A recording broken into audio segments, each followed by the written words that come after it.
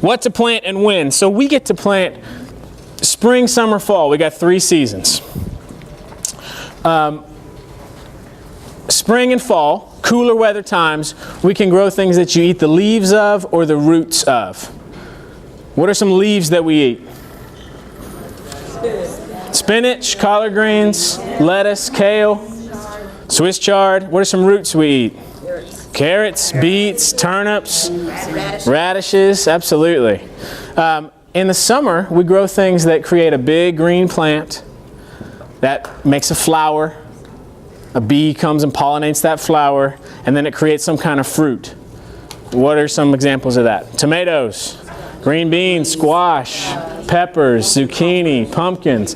Absolutely. Now there are some exceptions to that rule, but that's a pretty good framework. Okay, leaves and roots are spring, fall. Summer is things that make a flower and then create that fruit. Another one is if you're eating and you cut it open and you see a seed inside of it, it's summer. Okay, that's it, and it's really helpful for kids. You can make a chart. You know, where does this fall? When do we grow this? You know, you guys can imagine that stuff way better than I can. This is a picture of a beet. Let me get a little garden nerdy here on you. I actually really enjoy the fall, spring and the fall gardening better than the summer. Not only because it's nicer, cooler weather, less weed pressure, less bug pressure, but also fall plants are better. It's a more efficient use of the sun's energy and the soil's nutrients. If you think about it, this beet right here, you can eat the root and the leaves. That's the whole plant. Now think about a tomato plant. That's a lot of mass that you cannot eat, that you've got to grow just to get to that tomato. I love tomatoes, but the efficiency is way better on a fall plant and a spring plant than it is on a summer plant. Sure. Seeds and plants.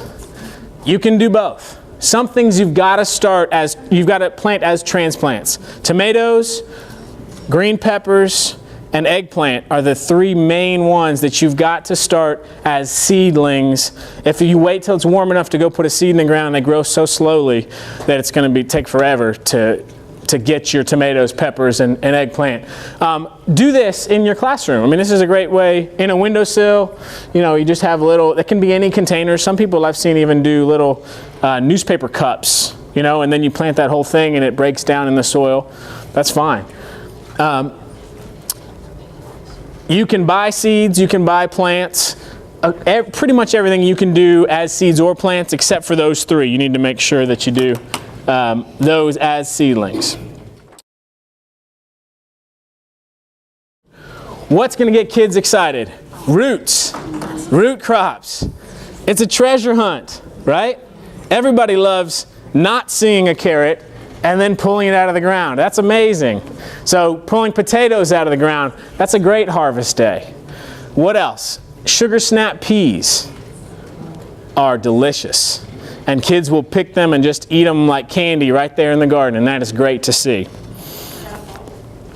It is fall and spring. That's one that's a little bit tricky. It doesn't really abide by the rules that we set out, but yeah, that's spring, fall. Herbs. Herbs are really important because they're great to cook with, but they also, you know, you can have a little herb garden that you taste, and it's sort of a sensory garden for kids. It's really, really important. A lot of them also lead me to flowers, which are important because herbs bloom, flowers bloom, and attract beneficial insects. Pollinators, right? If a bee doesn't come and visit your tomatoes, guess what? No tomatoes. Or you can get a paintbrush and you can go and dab it on every single flower in your garden and you can be the bee. So do that one day and then you'll love bees for the rest of your life. Actually, that's a really good thing to do with kids so they learn pollination, but it's a challenge to do for sure.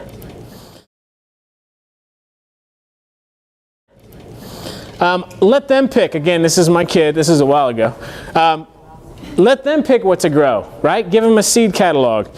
Purple tomatoes. I mean, there's some crazy stuff in seed catalogs. And if kids get excited about it, then they're more engaged, they're more active, more ownership. They're going to want to grow it and they're going to want to eat it.